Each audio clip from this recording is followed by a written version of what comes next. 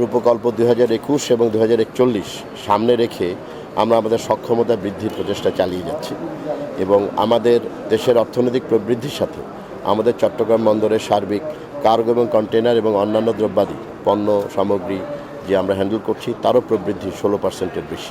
আজ থেকে আমাদের এই যাত্রা শুরু হলো। তা আমরা এখন থেকে যেটা করব যে বিভিন্ন কার ক্যারিয়ার জাহাজগুলো থেকে গাড়িগুলো নামিয়ে সরাসরি আমরা চেষ্টা করব এই কার শেডে এনে গাড়িগুলো আমরা পার্কিং করাবো। তার ফলে রোদ বৃষ্টি থেকে গাড়িগুলো বাঁচবে, আরও সিকিউর থাকবে গাড়িগুলো।